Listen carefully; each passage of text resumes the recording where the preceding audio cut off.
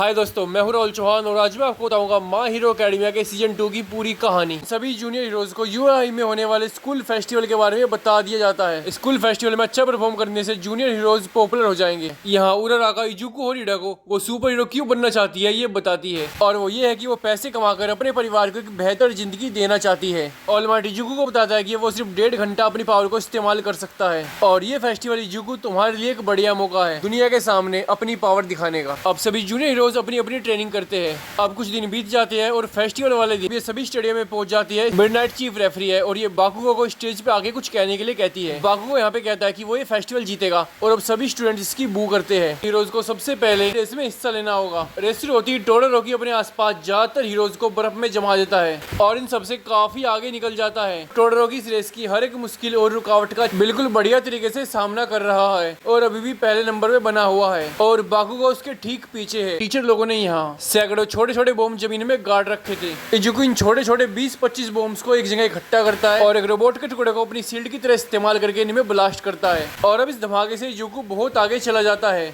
और इससे पहले गिरता हुआ कुछ बॉम्ब्स पे फिर से हमला करता है और इससे वो और ज्यादा आगे चला जाता है और अब वो रेस जीत जाता है। टोडोरोकी इस रेस में सेकंड आता है और बाकुगो थर्ड आता है। ऑल माइट भी इजुको के प्रदर्शन से खुश है और अब वो कहता है कि इजुको ने आज साबित किया है कि वो एक फाइटर है। दूसरा इवेंट कैवलरी बैटल होगी और पहले 42 प्लेयर्स इस अगले इवेंट में हिस्सा लेंगे। पॉइंट्स कमाने के लिए तुम्हें दूसरी टीम्स वालों के हेड बैंड्स चुराने होंगे और रेस में प्रदर्शन के हिसाब से सब मेंबर्स को पॉइंट्स दिए गए हैं। जैसे कि इजुको जो पहले नंबर पे आया था उसको 10 मिलियन पॉइंट्स मिले हैं और अब सभी स्टूडेंट्स आपस में टीम बनाने लगते हैं। उराराका इजुको की टीम ज्वाइन कर लेती है। अब ये लोग ईडा को भी ज्वाइन करवाने की कोशिश करते हैं पर वो टोडोरोकी के साथ टीम बना लेता है। इजुको की टीम में टोकोयामी और हात्सुमे भी ज्वाइन कर लेते हैं और अब सभी टीम एक दूसरे के हेडबैंड छीनने की कोशिश करते हैं। इजुको की टीम आज सभी टीमों से बच जाती है सिवाय एक के, और ये है टोडोरोकी की टीम। इजुको और टोडोरोकी की टीम का एक घमासान होता है जिसमें टोडोरोकी इजुको का हेडबैंड उससे छीन लेता है और अब इजुको अपने साथियों को बताता है कि मैच किसी वक्त खत्म हो सकता है, हमारे पास एक ही मौका है। पर ये इस बार अच्छी कोशिश करने के बाद भी इजुको वाला हेडबैंड नहीं ले पाते, पर हाँ कोई दूसरा ले लेते हैं और अब मैच खत्म हो गया है। पर अब टोकोयामी इनको बताता है कि इजुको, मैं तुम्हारा हेडबैंड तो वापस नहीं ले पाया पर मैंने टोडोरोकी का हेडबैंड छीन लिया था और अब इनके पास अगले राउंड में जाने के लिए पर्याप्त पॉइंट्स हैं। और अब इजुको खुशी से रोने लगता है। टोडोरोकी इजुको से अकेले में बात करता है। यहाँ वो इसको बताता है कि वो अपने बाप इंडेवर से नफरत करता है। ये दुनिया के दूसरे सबसे ताकतवर सुपर हीरो है क्योंकि उसके बाप ने उसकी माँ को कभी रिस्पेक्ट से नहीं रखा। उसके बाप ने शादी सिर्फ एक ताकतवर बच्चा बनाने के लिए की थी ताकि वो ना सही तो कम से कम उसका बच्चा ऑल माइट को हरा सके। इसको आग वाली पावर अपने बाप के डीएनए की वजह से मिली है, इसलिए टोडोरोकी अपनी आग वाली पावर का इस्तेमाल करने से हमेशा बचता है और इन दोनों के बीच की सारी बातें बाकुगो सुन लेता है। यहाँ सबसे पहला मैच होता है इजुको और हितोशी का। मैच शुरू होती हितोशी उल्टी सीधी बातें बोलने लगता है। अब जैसे ही इजुको उसका जवाब देता है इजुको एक तरह से पोज हो जाता है और अब यहाँ पे रिवील होता है कि हितोशी की असली पावर ये है कि जो कोई भी इससे बात करेगा ये उसको पूरी तरह से अपने काबू में कर सकता है और फिर उससे कुछ भी करवा सकता है। और अब ये इजुको को रिंग से बाहर जाने के लिए कहता है और इजुको जाने भी लगता है, पर इससे पहले इजुको चलता चलता रिंग से बाहर निकल जाता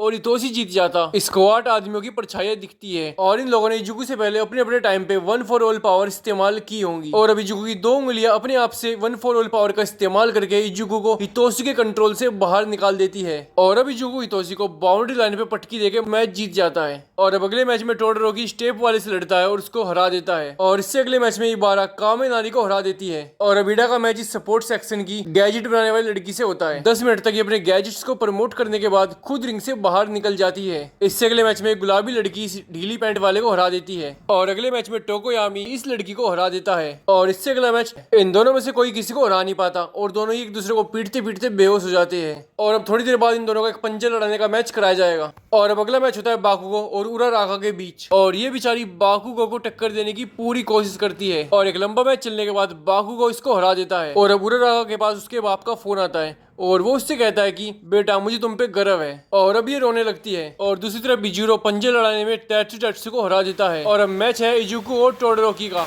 ये दोनों ही इस मैच को हर कीमत पे जीतना चाहते हैं। ये दोनों बहुत बुरी तरह लड़ते हैं। मैच के दौरान इजुको टोडोरोकी को गुस्सा दिलाता है और उसको ये बताता है कि ये आग वाली पावर तुम्हारे बाप की नहीं है, ये तुम्हारी पावर है क्योंकि ये तुम्हारे शरीर के अंदर है इस पावर का इस्तेमाल करने से डरा मत करो और अपनी पूरी पावर से मेरा सामना करो। और अब ये दोनों एक दूसरे पे अपनी पूरी पावर से हमला करते हैं। अब टीचर्स लोग इनके बीच में 5 दीवार बना देते हैं ताकि इन दोनों में से कोई मर न जाए। इन दोनों के हमले में 5 दीवार टूट जाती है और धुआं धुआं हो जाता है। धुआं हटने के बाद हमें पता चलता है कि इस मैच को टोडोरोकी ने जीत लिया है और अभी इजुको का हॉस्पिटल में इलाज चलता है। अगले मैच में इडा इबारा को हरा देता है और इससे अगले मैच में टोकोयामी इस गुलाबी लड़की को हरा देता है और अगले मैच में बाकुगो इजीरो को हरा देता है। अब पहला सेमीफाइनल इडा और टोडोरोकी के बीच होता है जहां टोडोरोकी इसको हरा देता है और दूसरे सेमीफाइनल में बाकुगो टोकोयामी को हरा देता है और अब फाइनल होता है टोडोरोकी और बाकुगो के बीच। मैच शुरू होती है टोडोरोकी बाकुगो को बर्फ में जमा देता है पर बाकुगो अपनी आग की पावर की वजह से बर्फ को तोड़कर उससे बाहर निकल जाता है। बाकुगो उससे उसकी पूरी पावर इस्तेमाल करने को कहता है पर इस बार टोडोरोकी अपनी पूरी पावर का इस्तेमाल नहीं करता तो ये मैच यानी स्कूल फेस्टिवल का इवेंट बाकुगो जीत जाता है। पर बाकुगो अपनी जीत से खुश नहीं होता क्योंकि उसको टोडोरोकी को उसकी पूरी पावर के साथ पीटना था। अब इडा के बड़े भाई के ऊपर एक स्टेन नाम के विलन ने हमला कर दिया है और ये हमला इतना बड़ा है कि इडा का बड़ा भाई फिर से कभी भी सुपर हीरो नहीं बन पाएगा और स्टेन ने अब तक सैकड़ों सुपर हीरोज को मार रखा है। अब इवेंट खत्म होने के बाद टोडोरोकी अपनी माँ से मिलने जाता है जो कि हॉस्पिटल में थी। दरअसल कुछ सालों पहले इसकी माँ इसके चेहरे पे गरम गरम पानी डाल देती है और इसकी माँ ने इसलिए किया था क्योंकि इसकी माँ ने अपने बेटे के चेहरे में अपने पति इंडेवर की छवि देख ली थी और फिर इसका बाप इंडेवर इसकी माँ को हॉस्पिटल में डाल देता है। तब से टोडोरोकी कभी अपनी माँ से मिलने नहीं गया था। तो स्कूल फेस्टिवल में अच्छा परफॉर्म करने के बाद क्लास 1A के स्टूडेंट्स वापस अपनी क्लास अटेंड करते हैं और अब इनको पता चलता है कि सभी स्टूडेंट्स को एक हफ्ता प्रोफेशनल सुपर हीरोज के साथ इंटर्नशिप करनी पड़ेगी। अब यहाँ मिडनाइट आती है और इन सबसे अपने सुपर हीरोज नेम बनाने के लिए कहती है। इजुको मिडोरिया यहाँ पे अपना सुपर हीरो नेम डेकू रख लेता है क्योंकि उराराका ने एक बार इस नाम को प्यारा बताया था। जिस एरिया में इडा के बड़े भाई पे हमला हुआ था इडा ने उसी एरिया के एक सुपर हीरो को चूज किया है उसके साथ एक हफ्ता काम करने के लिए। अब अगले दिन से सभी स्टूडेंट्स निकल पड़ते हैं एक हफ्ते का वर्किंग एक्सपीरियंस लेने के लिए और अब इजुको ग्रांड टोरिनो की मदद लेके खुद को ट्रेन करता है और थोड़ी ट्रेनिंग के बाद इजुको समझ जाता है कि इसको 1 for all की एनर्जी को अपने पूरे शरीर में बहने देना होगा। दूसरी तरफ टेनिया इडा अपने भाई का बदला लेने के लिए हीरो किलर स्टेन को ढूंढ रहा है और बाकी स्टूडेंट्स अपने अपने इंटर्नशिप्स में बिजी है। दूसरी तरफ शिगाराकी जो लीग ऑफ विलन्स का एक्टिंग हेड है हीरो किलर स्टेन को अपने में मिलाने की कोशिश करते हैं पर वो साफ साफ मना कर देता है उनकी लीग ऑफ विलन्स को ज्वाइन नहीं करता। दूसरी तरफ ग्रांड टोरिनो इजुको की नई फॉर्म के साथ फाइट लड़ते हैं पर इससे पहले इजुको इस पावर को समेट के हमला कर पाता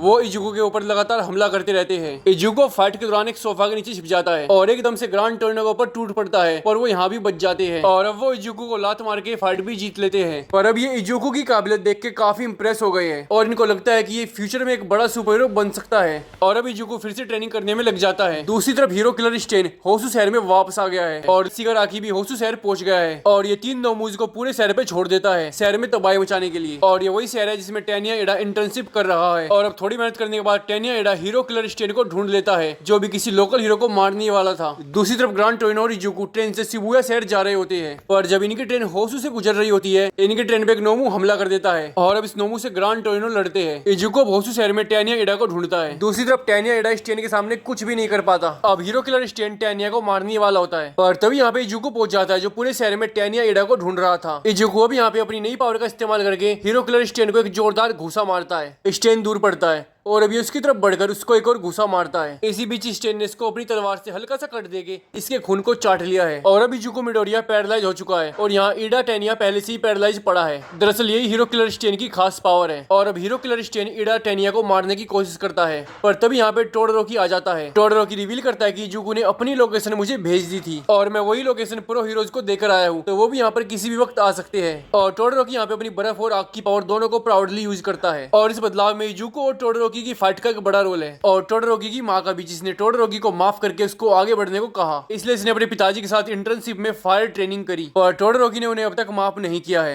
इजुको यहाँ पे टोडोरोकी को स्टेन की खास एबिलिटी के बारे में बता देता है। टोडोरोकी हीरो किलर स्टेन को टक्कर देने की कोशिश करता है और इडा टेनिया अभी भी पड़ा पड़ा रो रहा है। अब टोडोरोकी इडा से कहता है कि अगर तुम चाहते हो कि तुम्हारे भाई को तुम पे गर्व हो तो उसने जैसे सोचा था तुम वैसे हीरो बनो। तो अब इससे पहले स्टेन अपनी तलवार से टोडोरोकी को काटता इडा टेनिया उसको बचाकर स्टेन पे तगड़ा हमला करता है और इसमें हीरो किलर स्टेन की तलवार भी बीच में से टूट जाती है और अब इजुको स्टेन के पैरालिसिस से बाहर आ जाता है और अब इजुको और टेनिया इडा अपनी पूरी पावर से हीरो किलर स्टेन पे हमला करते हैं और वो हार जाता है। अब ये उसको बांध देते हैं। दूसरी तरफ इंडेवर और ग्रांड टोरिनो मिलके एक नोमू को हरा देते हैं। अब इंडेवर ग्रांड टोरिनो को टोडोरोकी वाले पते पे भेज देता है और अब इंडेवर एक और नोमू को ठिकाने लगा देता है और अपने एरिया को सुरक्षित कर देता है। और दूसरी तरफ ग्रांड टोरिनो इजुको वाले पते पे चले जाता है जहाँ वो देखता है कि बच्चों ने पहले ही सब कुछ संभाल रखा है। पर तभी यहाँ पे उड़ने वाला नोमू आकर इजुको को उठाकर ले जाता है। पर तभी हीरो किलर स्टेन अपनी पैरालिसिस वाली एबिलिटी से नोमू को रोक के मार डालता है और इजुको को बचा लेता है। हीरो किलर स्टेन अब कहता है कि एक बढ़िया समाज बनाने के लिए नकली और मतलबी सुपर हीरोज का सफाया जरूरी है। अब यहाँ इंडेवर और बाकी लोग भी आ जाते हैं। अब हीरो किलर अपनी असली पावर यहाँ इनको रिवील करता है और यहाँ किसी भी हीरो की हिम्मत नहीं होती कि हीरो किलर से जाके वो लड़ ले।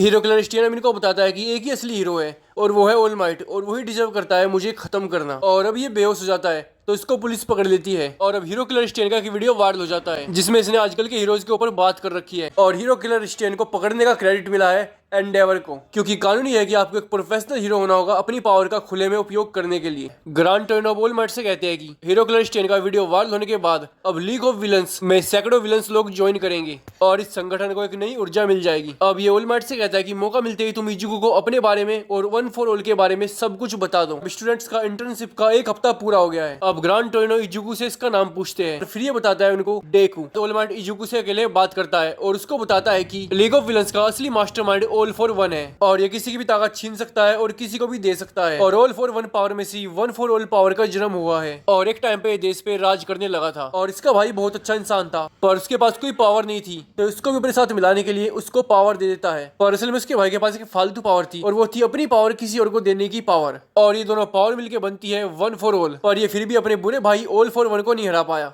अब दुनिया की हालत देख के उस भाई ने फैसला किया कि वो अपनी पावर आने वाली पीढ़ियों को देता रहेगा ताकि वन फॉर ऑल पावर में बढ़ता रहेगा जब तक कोई इतना पावरफुल ना हो जाए कि वो उसके बुरे भाई ऑल फॉर वन को रोक सके। और आखिरी बारी थी मेरी और मुझे लगा कि मैं ऑल फॉर वन को हराने में कामयाब रहा पर वो बच गया और अब वापस आ गया है लीग ऑफ विलन्स का लीडर बन के और इजुको एक दिन तुम्हें भी इसका मुकाबला करना पड़ेगा। और अब सभी स्टूडेंट्स फाइनल एग्जाम्स की तैयारी में लग जाते हैं। स्टूडेंट्स सोच रहे थे कि प्रैक्टिकल एग्जाम्स में इनको रोबोट्स पीटने पड़ेंगे पर प्रैक्टिकल एग्जाम्स वाले दिन इनको पता चलता है कि इनका मुकाबला रोबोट से नहीं बल्कि टीचर से होगा। अब ये सब हक्के बक्के रह जाते हैं और तुम लोगों को जीतने के लिए तो अपने टीचर को हथकड़ी बनानी पड़ेगी या उस एग्जाम वाले एरिया से बाहर निकलना पड़ेगा और तुम्हारे पास टाइम सिर्फ 30 मिनट का रहेगा। और पहली टीम है रिजीरो और इकिडोकी जिनका मुकाबला सीमेंटोस से होता है। सीमेंटोस इनके लिए सीमेंट की दीवारें बनाता रहता है और इसको तोड़ते रहते हैं पर कुछ मिनटों बाद ये बुरी तरह थक जाते हैं और इनकी टीम एग्जाम्स में फेल हो जाती है। अब अगली टीम है फ्रोगल, त्सुयु और टोकोयामी की और ये फेस करते हैं एक्टोप्लाज्म को और ये टीचर अपने सैकड़ों क्लोज बना लेता है पर टोकोयामी और त्सुयु प्लान बना के इसके पैरों पे हथकड़ी लगा देते हैं। और अगले मैच में तैनिया और मासीराव पावर लोडर को फेस करते हैं।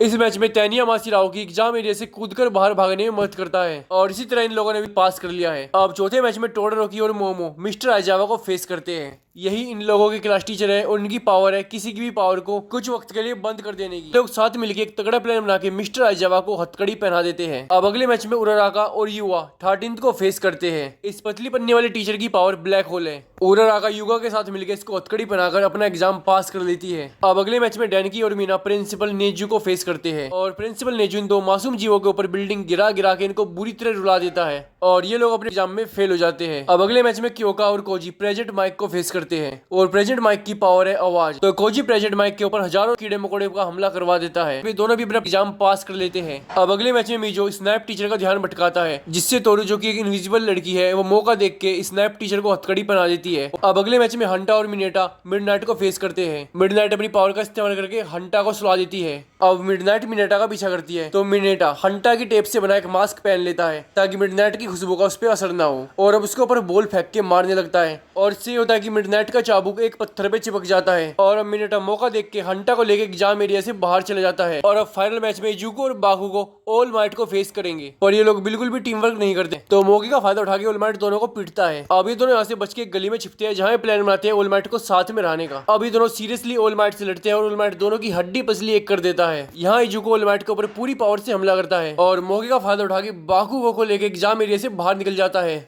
तो अब इन लोगों ने भी अपना एग्जाम पास कर लिया है। अब रिकवरी कल इन दोनों को हिल कर देती है और ऑल माइट को बताती है कि तुमने इनको हद से ज्यादा मारा। दूसरी तरफ लीग ऑफ विलन्स के अड्डे पे दो नौजवान लीग ऑफ विलन्स ज्वाइन करने के लिए आते हैं। यहाँ सीकर आगे ये सोचता है कि मैं इतनी कोशिश कर रहा था सालों से तब तो कोई ज्वाइन नहीं कर रहा था। अब हीरो किलर स्टेन की वजह से इतने ज्यादा लोग लीग ऑफ विलन्स ज्वाइन क्यों करना चाहते हैं। दूसरी तरफ यूए हाई में मिस्टर आइजावा बताते हैं कि चाहे आप फेल ही क्यों ना हो गए हो आप समर वेकेशन के दौरान ट्रेनिंग कैंप ज्वाइन कर सकते हैं। और यहाँ रिवील करता है कि हम टीचर लोगों ने आप लोगों को जान पूछ कर ही जीतने दिया है क्योंकि हम सिर्फ तुम लोगों की प्रोग्रेस प्रोग्रेस देखना चाहते थे। अब इजुको कोर्स के साथ ही समर ट्रेनिंग कैंप की तैयारी के लिए शॉपिंग पे जाते हैं। यहाँ मॉल में इजुको को शिगाराकी मिलता है। ये यहाँ इजुको को बंदी बना के उससे पूछता है कि आखिरकार लोग हीरो क्लच 10 में इतना इंटरेस्टेड क्यों है। इजुको उसको बताता है कि चाहे उसके तरीके कितने ही गलत की ना हो, उसके विचार कभी नहीं बदले और ये है तुम दोनों में फर्क। ये सुनकर शिगाराकी मोटिवेट हो जाता है और अब यहाँ उराराका आ जाती है तो शिगाराकी इजुको को छोड़ के यहाँ से चला जाता है और इजुको से कहता है कि अगली बार हम मिलेंगे तो मैं तुम्हें मार डालूंगा। तो अब यू हाई स्कूल का पहला टर्म खत्म हो चुका है और समर वेकेशन चालू होने वाले हैं और ऑल फॉर वन फ्यूचर में शिगाराकी को अपना उत्तराधिकारी बनाना चाहता है। तो दोस्तों ये थी माय हीरो एकेडमिया सीजन 2 की पूरी कहानी। लाइक और सब्सक्राइब कर दो।